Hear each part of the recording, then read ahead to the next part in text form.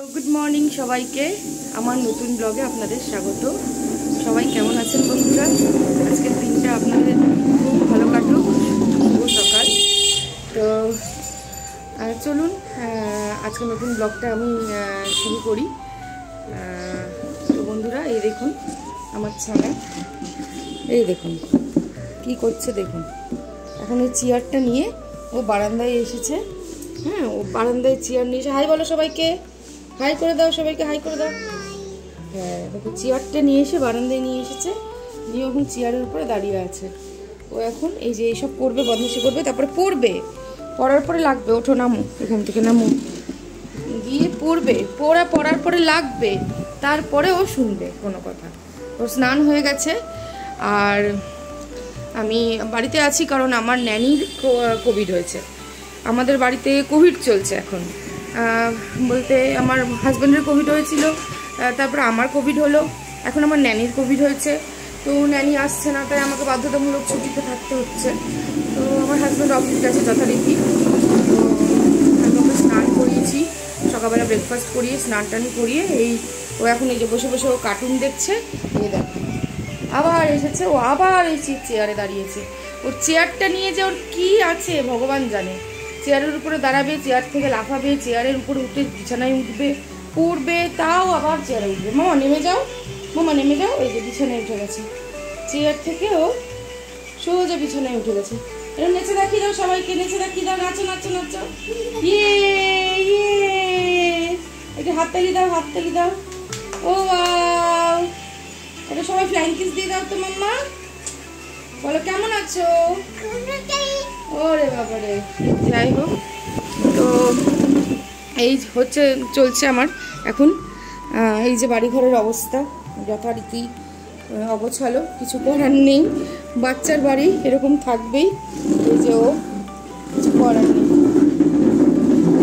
আর একা আমার পক্ষে সত্যি খুব কষ্টকর হয়ে ওঠে একা একা সব কিছু করা। যাই হোক, আমার ন্যানি সুস্থ হয়ে যাক তাড়াতাড়ি। কাকিমা বলি আমি ওনাকে, উনি আমার মায়ের মতনই প্রচণ্ড কেয়ার করে আমার বাচ্চার। তো আমার তো মা নেই, মা মারা গেছে আমার বিয়ের আগে। বাচ্চা হওয়ার পর আমি কিছুদিন একাই আমি বাচ্চাকে দেখেছি। তারপরে অনেক দিন পর, প্রায় বাচ্চার বয়স মোটামুটি 10 মাস 11 মাস, তখন আমার আমি ন্যানিকে পেয়েছি, যিনি খুবই ভালো। আমি ওনাকে কাকিমা বলি। তাড়াতাড়ি যাতে সুস্থ হয়ে যায়, আপনারা সবাই প্রে করবেন। আর এই যে আমার মায়ের ছবি, মা আমার 2020 কোভিডে মারা গেছেন। এই দেখো আবার সেই চেয়ারে উঠেছে, আবার সেই চেয়ারে উঠেছে। এই যে ওর ভাত হয়ে গেছে, প্রেশারে ওর ভাত বসিয়েছি। আমার রান্না করা আছে, কালকে রান্না করেছিলাম কিছুটা, সেই রান্না করা আছে, আমি ওটা খেয়ে নেব। ভাত করেছি। মাম্মা সবাইকে বলো, সবাই সাবধানে থাকবে বলো। আচ্ছা, ও বলেছে, আপনারা একটু বুঝে নেবেন কি বলেছে। যাই হোক, ওর ভাতও হয়ে গেছে, এখন ওকে আমি ভাত খাওয়াবো, দিয়ে আবার ঘুমোবে। ঘুম থেকে উঠে মোটামুটি 5:30 6টা দিয়ে উঠে আবার খেলাধুলো, একটু টিফিন করায়, করার পর একটু দুধ খায়। হ্যাঁ, বেশিরভাগ টাইমেই দুধ খায়। আর তারপরে যাই হোক যথারীতি আবার খেলাধুলো করে। ওর বাবা আসবে, বাবার সাথে দুষ্টুমি করবে, করার পর রাত্রিবেলা আবার ডিনার করে ঘুমোতে আমাদের একটু লেটই হয়, কারণ আমার শিডিউলের জন্য, আমার গন্ডগোলের জন্য ওরও শিডিউল মামা করে না, মামা করে না, তো ওরও বিগড়ে যায় সব কিছু। তো যাই হোক, আর সব থেকে বড় বিষয় যেটা আমি আরও বলতে চাই, যে দুর্ঘটনাটা ঘটেছে আমাদের রিসেন্টলি আহমেদাবাদে, প্লেন ক্র্যাশে, খুবই দুঃখজনক ঘটনা। আমি যেসব নিহতরা, যেসব মানুষগুলো নিহত হয়েছে, যেসব মানুষরা আর নেই পৃথিবীতে, সেই প্লেন ক্র্যাশে যাদের প্রাণ হারিয়েছে, তাদের আত্মার শান্তি কামনা করি। তাদের পরিবারকে আমার ভেতর থেকে, অন্তর থেকে আমি তাদেরকে দুঃখ প্রকাশ করি, তাদের সমবেদনা জানাই। প্রিয়জন হারাবার দুঃখ কী আমি খুব ভালো জানি।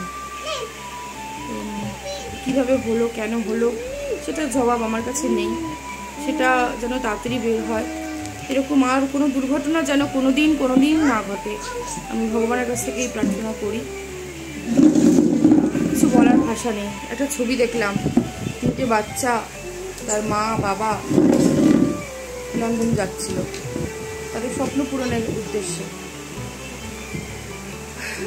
তারা আর কেউ বেঁচে নেই।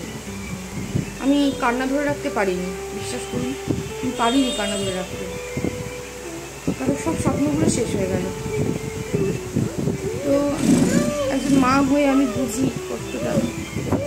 আমি মা নিজে হারিয়েছি, আর নিজে আমি একজন মা।